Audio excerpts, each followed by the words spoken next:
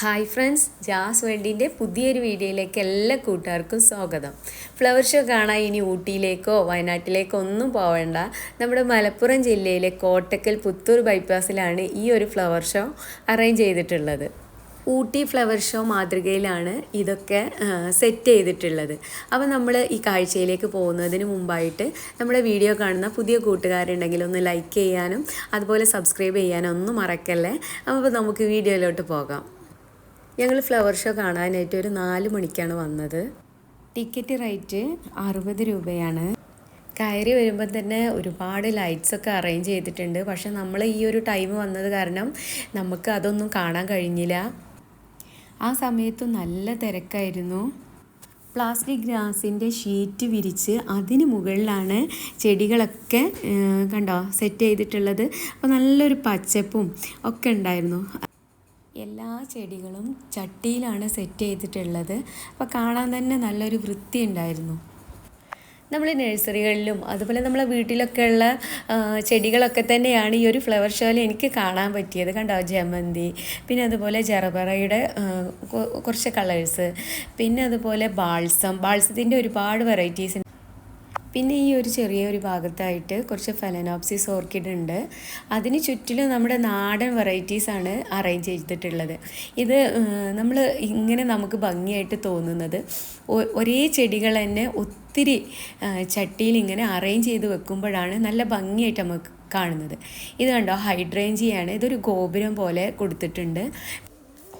പിന്നെ ഫോട്ടോ എടുക്കാനായിട്ട് 1-2 സ്ഥലത്ത് ഇതുപോലുള്ള ഹാർട്ട് ഷേപ്പിലുള്ള ഐറ്റംസൊക്കെ കൊടുത്തിട്ടുണ്ട്.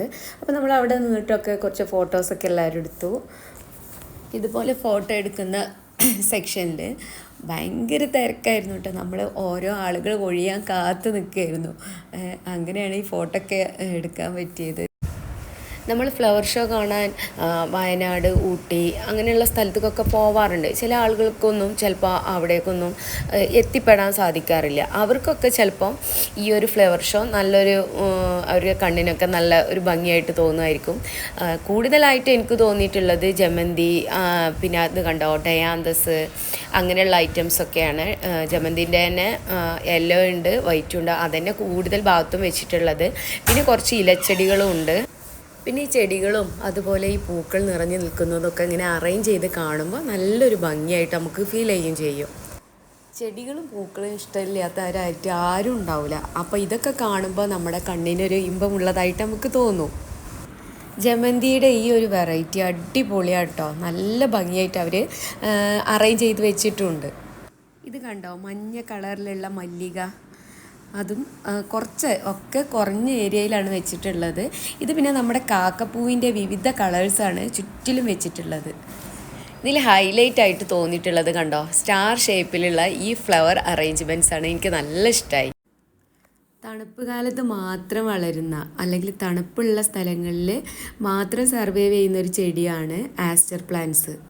കുറച്ച് കൂടുതൽ ഏരിയയിൽ റോസുകൾ കൊടുത്തിട്ടുണ്ട്. പല കളറിലുള്ള റോസുകളുണ്ട് അവിടെ.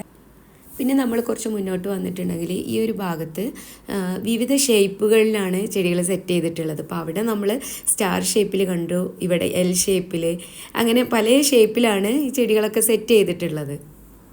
ചെറിയൊരു ഭാഗത്ത് മെലസ്റ്റോമ, പിന്നെ അതുപോലെ ഡാലിയ, പിന്നെ കലാഞ്ചോ, അതൊക്കെ ഓരോ ചെടിയുടെ കോർണറിലൊക്കെ ആയിട്ട് വെച്ചിട്ടുണ്ട്. ഈ പൂക്കളുടെയൊക്കെ നടുവിലായിട്ട് ഒരു ചെറിയ വെള്ളച്ചാട്ടവും ലൈറ്റ്സൊക്കെ കൊടുത്തിട്ടുണ്ട്. ഇതൊരു ഫോട്ടോ പോയിൻ്റാണ്. ഒരു പൈപ്പിനുള്ളിലൂടെ പൂക്കൾ ഇങ്ങനെ ഒഴുകി വരുന്ന പോലെയുള്ള ഒരു രീതിയിലാണ് ഇത് സെറ്റ് ചെയ്തിട്ടുള്ളത്. അവിടെ നിന്ന് ഞങ്ങൾ കുറച്ച് ഫോട്ടോസൊക്കെ എടുത്തു.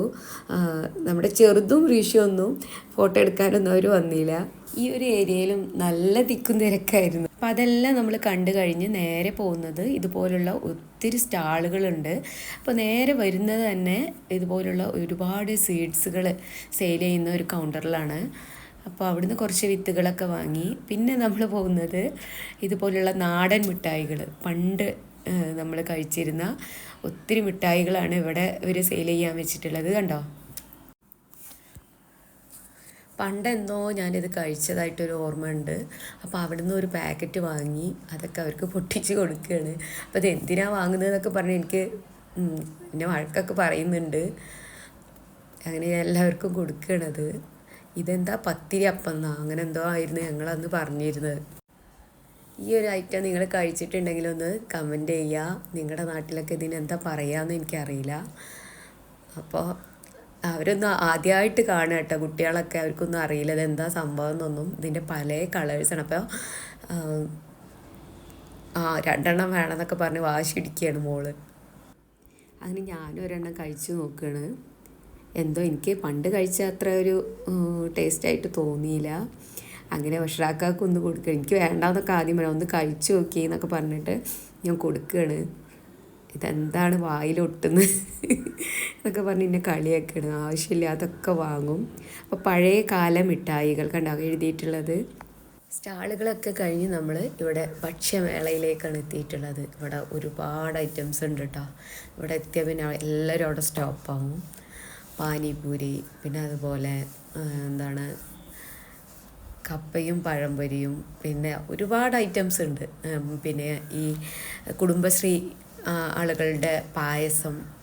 അങ്ങനെ ഞങ്ങൾ പാനിപൂരി അത് പിന്നെ നമ്മൾ എവിടെ കണ്ടാലും വാങ്ങും. പിന്നെ ഒരുപാട് പൊരിക്കടികളുണ്ട്. പിന്നെ അതുപോലെ പഴംപൊരിയും ബീഫും, അങ്ങനെ ഒരുപാട് ഐറ്റംസ് ഉണ്ട്. ഈ ഒരു ഭാഗത്ത് വന്നാൽ പിന്നെ ഇവരൊന്നും എണീറ്റ് പോവില്ല, അവിടെ തന്നെ അങ്ങനെ കുത്തിയിരിക്കും. പിന്നെ നമ്മൾ ഫുഡൊക്കെ കഴിക്കാനായിട്ട് ഇതുപോലെ ടേബിളും ചെയറൊക്കെ അവർ സെറ്റ് ചെയ്തിട്ടുണ്ട്.